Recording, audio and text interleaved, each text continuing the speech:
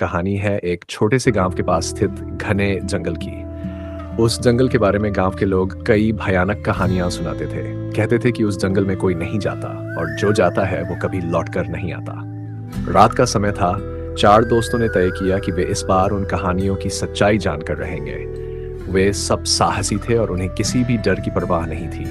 उन्होंने रात को ही जंगल में जाने का फैसला किया। चारों अपने टॉर्च और कुछ हथियार लेकर जंगल की ओर चल पड़े। जैसे जैसे वे जंगल के अंदर जाते गए वैसे वैसे अजीब सी आवाजें आने लगीं। पेड़ों के पत्तों की सरसराहट, रात के जानवरों की आवाजें और अचानक से किसी की हल्की सी हंसी की ध्वनि। वे थोड़े डर गए, लेकिन वापस लौटने का विचार भी उन्हें कमजोर लगा। कुछ दूर चलने के बाद उन्होंने देखा कि जंगल के बीचों बीच एक पुराना और उजाड़ा हुआ मंदिर था। उस मंदिर के चारों ओर एक अजीब सी रोशनी फैली हुई थी। वे सब उत्सुकता में मंदिर के अंदर चले गए। मंदिर के अंदर घना अंधेरा था। उन्होंने देखा कि वहां एक पुरानी मूर्ति थी जिसके चारों ओर खून के धब्बे थे। तभी अचानक एक जोरदार आवाज आई और मंदिर के दरवाजे बंद हो गए। चारों दोस्त घबरा गए और उन्होंने दरवाजा खोलने की कोशिश की, लेकिन वह दरवाजा नहीं खुला।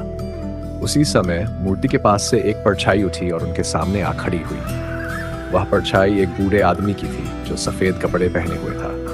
उसकी आंखों में लाल रोशनी चमक रही थी। उसने धीमी और भयानक आवाज में कहा, तुम लोगों ने इस पवित्र जगह को अपवित्र किया है।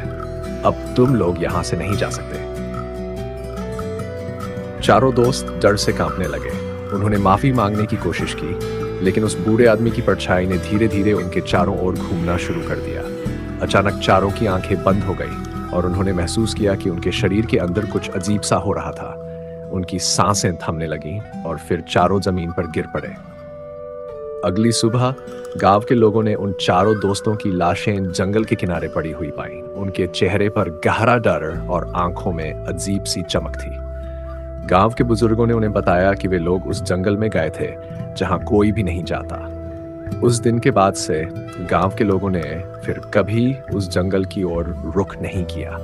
कहते हैं जो भी उस जंगल में जाता है वह कभी लौटकर नहीं आता और उस जंगल में बसने वाली आत्माएं उसकी रूह को हमेशा के लिए कैद कर लेती हैं।